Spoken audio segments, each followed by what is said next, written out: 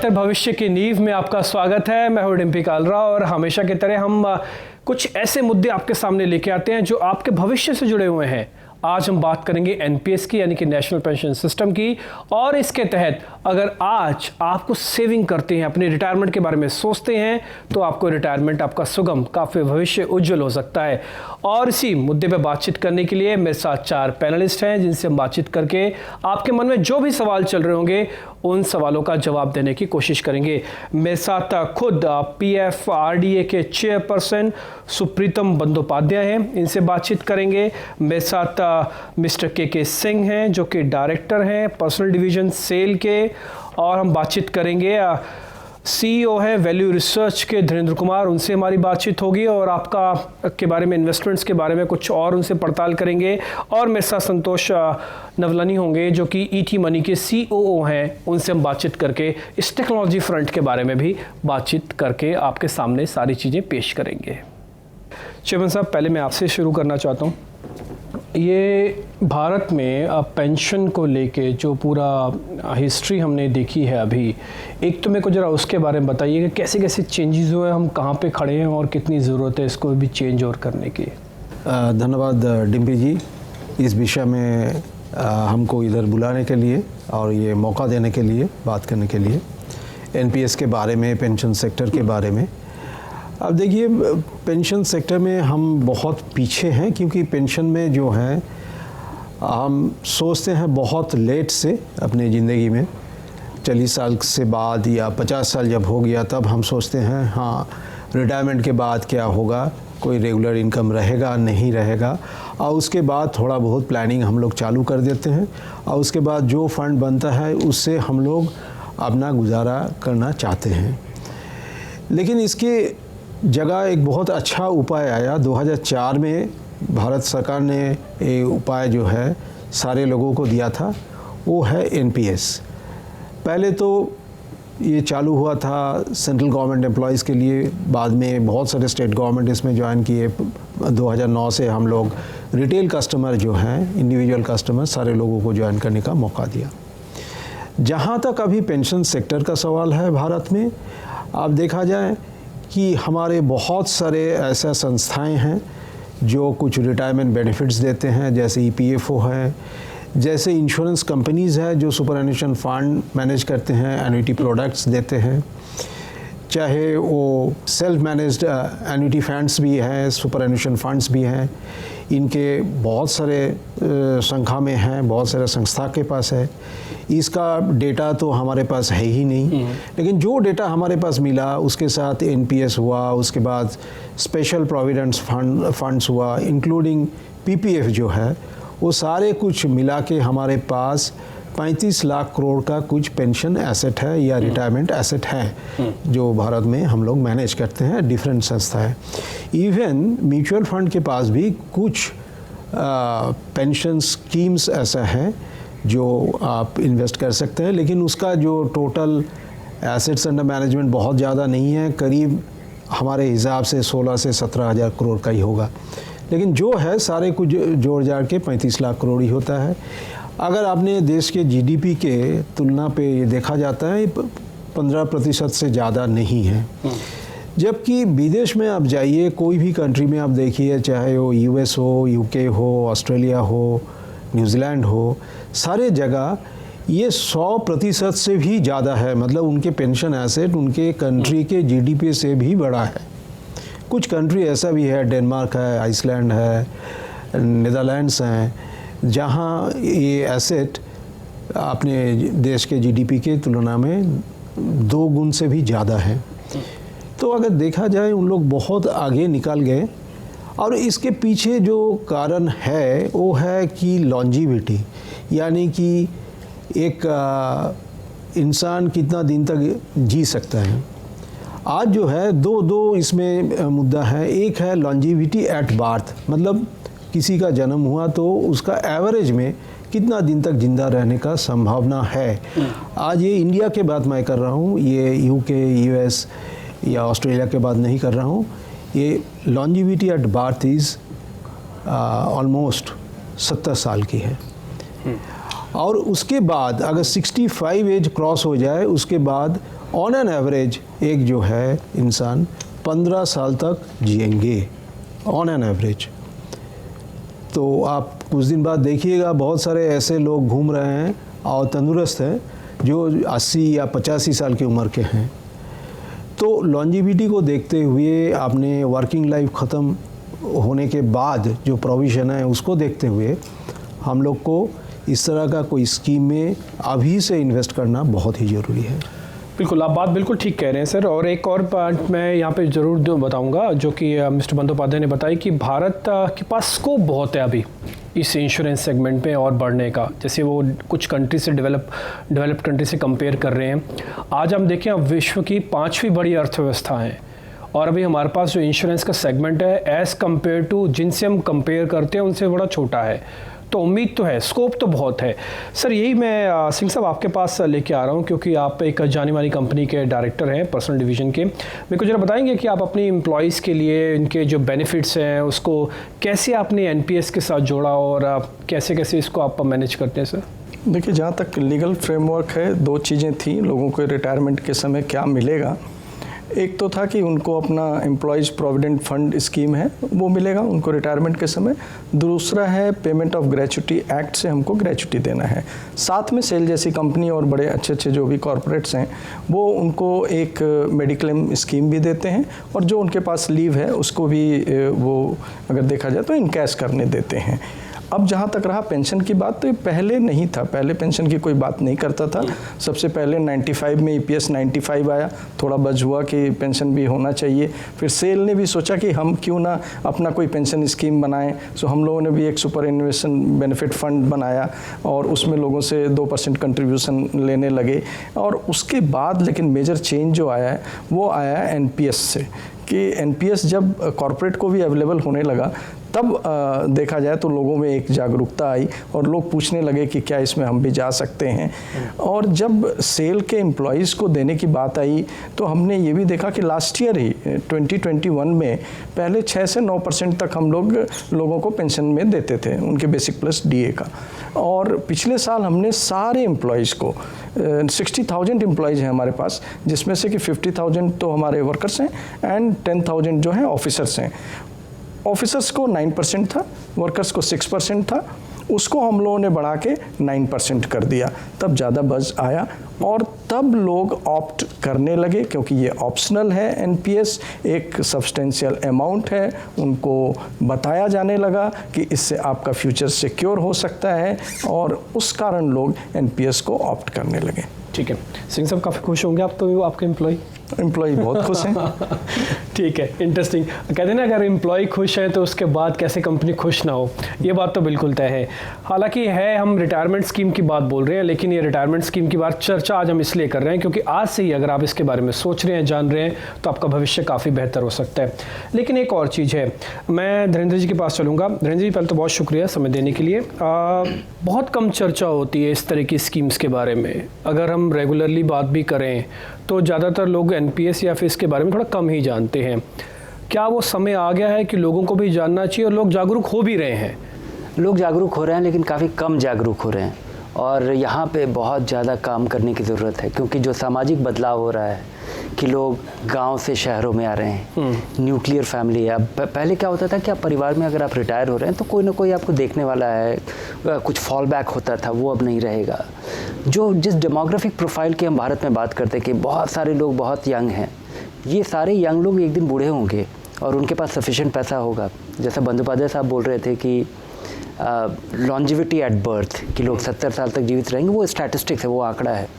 लेकिन हम अड़ोस पड़ोस में अगर हम देखें तो 85-90 साल के लोग हमें दिखते हैं और स्वस्थ हैं। और अगर आप 85-90 साल के लोगों को देख रहे हैं जो स्वस्थ हैं, जो सुबह मॉर्निंग वॉक पे जाते हैं और उनको जीवन व्यापन करना पड़ता है, तो वो 30 साल की उम्र, 30 साल तक अगर उन्होंने काम किया था और उसके बाद उम्मीद थी कि ये 75 साल तक जीवित रहेंगे, मतलब 15 साल जीवित रहेंगे, और असल में वो 30 साल तक और जीवित रह रहे हैं। तो उस 30 साल में जिसमें आप काम कर रहे हैं, उसमें अगले 30 साल तक के जिस समय आपकी आमदनी नहीं होगी, उसका बंदोबस्त आपको कर लेना है। और उसके बारे में जितनी जल्दी से जल्दी आप चिंता करें उतना ज़रूरी है, क्योंकि जो कहावत है कि उचित समय था पेड़ लगाने का 20 साल पहले और अगला उचित समय अभी है। तो वो अभी है। अगर आप इसकी अर्जेंसी नहीं समझते हैं तो आप केवल पेड़ के बारे में सोचते रहेंगे। नहीं, बात बिल्कुल ठीक है कि आप समय रहते कहते हैं ना, हर चीज़ अगर हो जाए तो ज़्यादा बेहतर है। मेरे साथ एक और मेरे पैनलिस्ट हैं, उनका नाम है संतोष नलवानी, जो कि ईटी मनी के CEO हैं। संतोष, पहले तो बहुत शुक्रिया समय देने के लिए। आपकी जो वेबसाइट है, एक्चुअली मैं आपको बता दूं कि मैं बहुत अच्छे से कनेक्टेड रहता हूं, मैं रेगुलर विजिटर हूं ईटी मनी का, और मैंने वहाँ पे देखा है कि टेक्नोलॉजी का आप इस्तेमाल बहुत अच्छे से करते हैं, फ्रेगमेंटेड चीज़ों को बहुत बेहतर तरीके से लेके आते हैं। संतोष, ये जो पूरा सेगमेंट है इसमें अनऑर्गेनाइज्ड प्ले बहुत बड़ा है, तो आपने अपनी टेक्नोलॉजी से उसको कैसे कनेक्ट किया एनपीएस से? शुक्रिया हमारी वेबसाइट और हमारा ऐप यूज़ करने के लिए। सो ईटी मनी एक्चुअली एक फिनटेक ऐप है जो कि सिर्फ टेक्नोलॉजी को यूज़ करके अच्छे फाइनेंशियल प्रोडक्ट्स, इन्वेस्टमेंट प्रोडक्ट्स लोगों को तक पहुंचाता है, उनको वेल्थ क्रिएट करने में हेल्प करता है। तो हमने वही प्रिंसिपल्स अप्लाई किए जो हमने बाकी प्रोडक्ट्स में अप्लाई किए हैं कि जो लोगों की अच्छी आदतें हैं, वो आदतें ऐसी हैं कि उन लोगों को छोटे अमाउंट्स हर महीने इन्वेस्ट करना अच्छा लगता है, और म्यूचुअल फंड की SIP से उन्होंने वो काफ़ी देखा हुआ है। तो हमने सबसे पहले किया कि हम क्या NPS में मंथली इन्वेस्टमेंट ऑप्शन लेके आ सकते हैं। दूसरी चीज़ हमने लाई कि अकाउंट ओपनिंग बहुत आसान होना चाहिए। सबसे बड़ी डेट्रीमेंटल या हर्डल जो लोगों के लिए पास होती है इन्वेस्टमेंट्स को शुरू करने के लिए, वो होती है पासपोर्ट साइज फ़ोटोग्राफ फिर से कौन लेके आएगा, फिर से सिग्नेचर कौन करेगा, एक लंबा फॉर्म कौन भरेगा। तो हमने अपनी टेक्नोलॉजी को यूज़ करके एक सेंट्रलाइज सिस्टम बनाया है जिसमें PFRD का बहुत बड़ा योगदान है। PFRD ने एक रेगुलेशन कायम किया था 2019 में कि आप अगर म्यूचुअल फंड के KYC कस्टमर हैं तो आप NPS अकाउंट भी विदाउट KYC ओपन कर सकते हैं। तो हमने अपनी ये टेक्नोलॉजी जो हमारी म्यूचुअल फंड में चलती है उसी को अप्लाई किया और बहुत ही सिंपल सा फॉर्म बनाने का ऑप्शन लोगों को दिया, जिससे उनका अकाउंट 1 मिनट के अंदर खुल सकता है NPS में वो चाहें तो। और तीसरी चीज़ हमने लाई है कि एक जो मिलेनियल ऑडियंस है इंडिया का, जो कि यंग पॉपुलेशन है, उसको अगर एक अट्रैक्शन मिलता है कोई चीज़ में तो वो पहले उसको अडॉप्ट करता है, उसको ट्राई करता है। उसको ट्राई करने के बाद अगर प्रोडक्ट अच्छा है तो उसको फिर से इंसेंटिव की ज़रूरत नहीं पड़ती है। लेकिन NPS में एक एडवांटेज है कि आप साल का 62,000 रुपये कमा सकते हैं, बचा सकते हैं। अगर बचाएंगे तो कमाई है इन दैट सेंस। तो 62,000 रुपये की आप सालाना टैक्स सेविंग कर सकते हैं अगर आप NPS में इन्वेस्ट करते हैं तो इंडिया में और कोई प्रोडक्ट नहीं है एक्सेप्ट होम लोन जो आपको इतना बड़ा टैक्स बचा सकता है एक साथ। तो वो हर साल बचाना बहुत बड़ा आसान तरीका है। हम तीनों को कंबाइन करके हमने एक NPS में सोल्यूशन बनाया है जिसको हम रिटायरमेंट सोल्यूशन बोलते हैं। और एक अगर पैसिव इनकम की जो बहुत बड़ी ट्रेंड है इंडिया में, फायर जो कि फाइनेंशियल इंडिपेंडेंस रिटायर अर्ली की मूवमेंट है इंडिया में, उसको हमने यूज़ करके लोगों को चारों चीज़ें एक साथ दी हैं जिसकी वजह से NPS में अट्रैक्शन है। बट ऐसे धीरेन्द्र जी बताया कि शुरुआत बहुत कम है, अभी बहुत काम बाकी है। आई थिंक इंडिया में अगर थोड़ा सा लोगों को कम प्रोडक्ट्स में फोकस किया जाए। इंडिया में प्रॉब्लम है कि EPF है, PPF है, रिटायरमेंट सॉल्यूशंस इंश्योरेंस कंपनीज़ के हैं, म्यूचुअल फंड तरीके से भी आप रिटायरमेंट प्लानिंग कर सकते हैं। तो तरीके बहुत हैं रिटायरमेंट को सेव करने के लिए, लेकिन पैसे कम हैं। तो आप फोकस करिए कौन सा प्रोडक्ट आपके लिए अच्छा है और आप पूरे पैसे वहाँ लगाइए, रादर देन एक्चुअली थोड़ा थोड़ा पैसा हर जगह लगाएंगे तो आप शायद एक लंबी कॉर्पस जमा करने के मूड में नहीं रहेंगे। तो NPS एक प्रोडक्ट है जो कि रिटायरमेंट के लिए बनाया गया है और बहुत फ़ायदा पड़ता है अगर आप लंबी इन्वेस्टमेंट करेंगे तो। बात आपकी बिल्कुल ठीक है, वो इस वजह से भी कि ज़्यादा ना रखें बल्कि जो रखें वो पक्का रखें।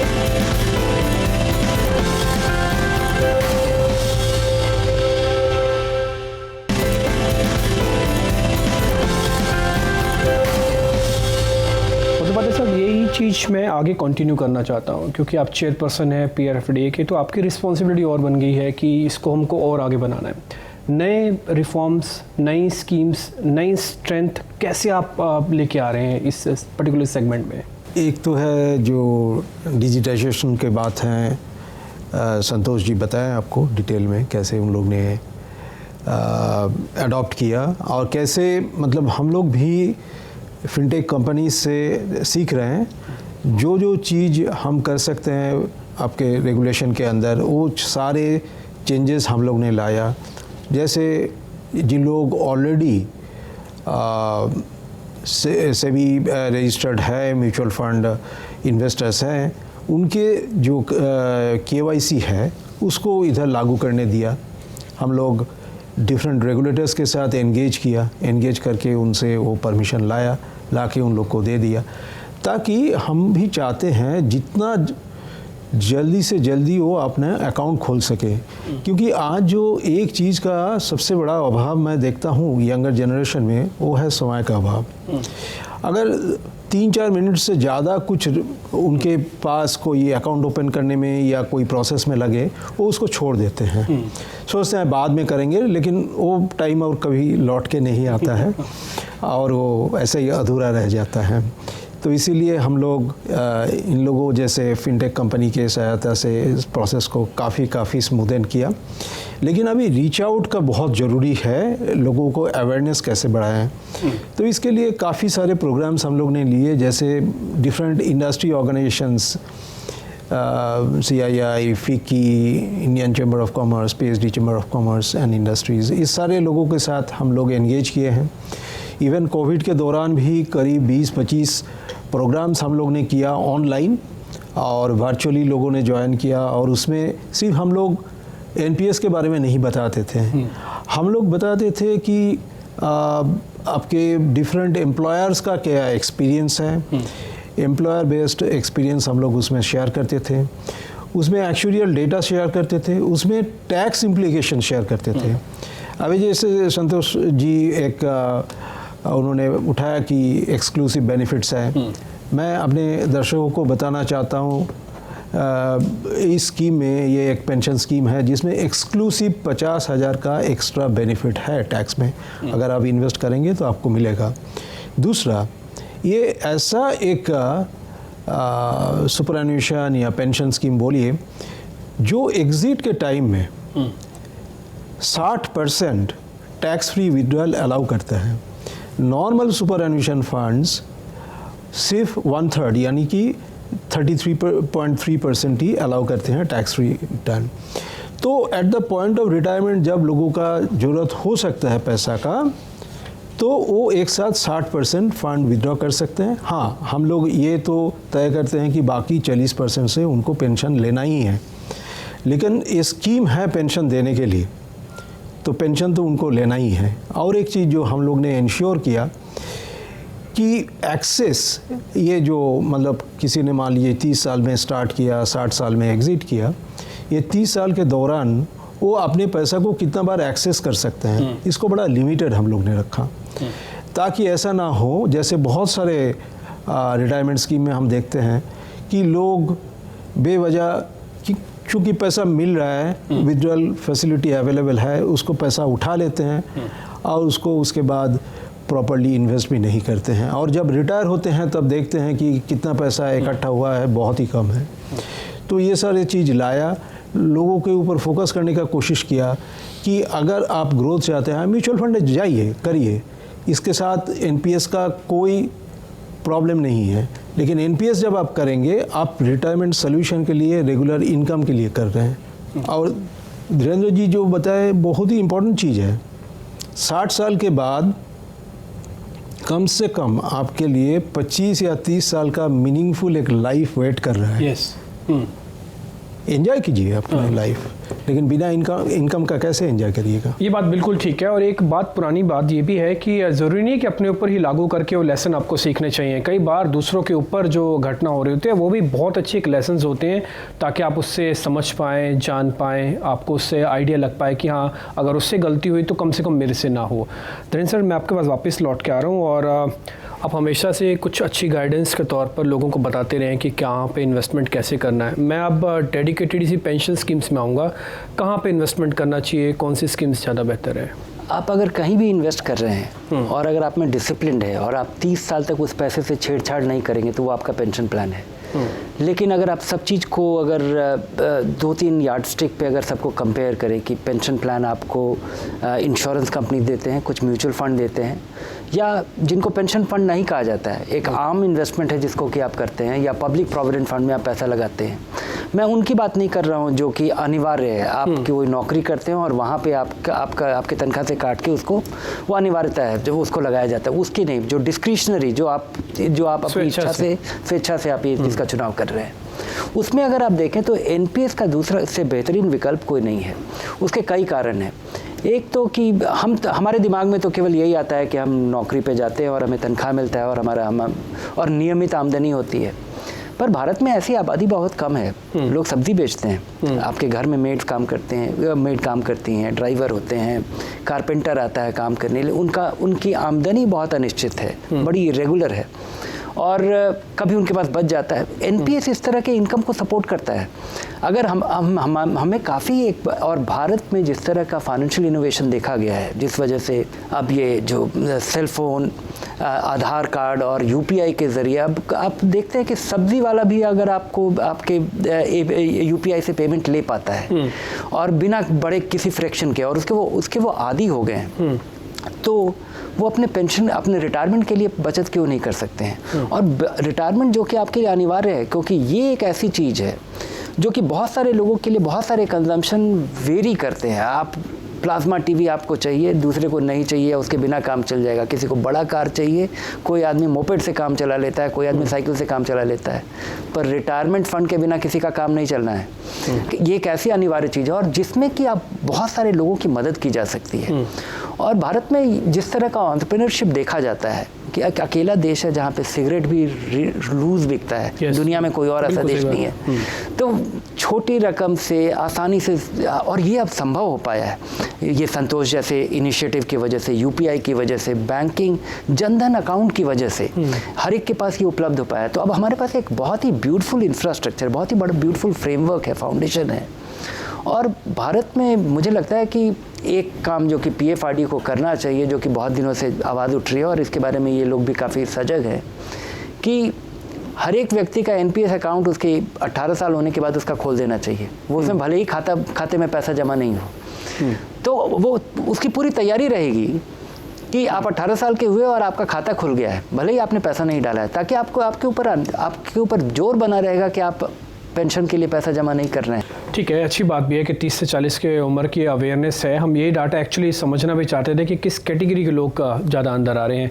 बंदोपाध्याय सर, बहुत बहुत शुक्रिया, थैंक यू वेरी मच, अच्छा लगा आपसे आज बातचीत करके। और मैं ये बोलूँगा कि एनपीएस मुश्किल नहीं, बल्कि एनपीएस तो आसान है, ये बेहद आसान है। संतोष जी की वजह से ये बेहद आसान है, बंदोपाध्याय जी की वजह से। और इसका एक सबसे बड़ा एग्जाम्पल सेल ने करके दिखाया, जब उनके मेजॉरिटी ऑफ द एम्प्लॉयज़ ने एनपीएस को अपना हिस्सा बना लिया। और मैं धीरेन्द्र सर का भी शुक्रिया करूंगा, ये हमेशा से लोगों को गाइड करते रहे और आज भी इसी चीज़ की गाइड कर रहे हैं कि सबसे ज़रूरी काम कई बार सबसे पीछे होता है, लेकिन सबसे आगे लेके आइए, वो है रिटायरमेंट का। बहुत बहुत शुक्रिया आप सभी का, मेहमानों का, आज समय देने के लिए। और उम्मीद करते हैं ये कार्यक्रम के जरिए जो भी सवाल आपके मन में चल रहे होंगे एनपीएस को लेकर, वो सबके जवाब आपको मिल गए होंगे। बहुत बहुत शुक्रिया, धन्यवाद।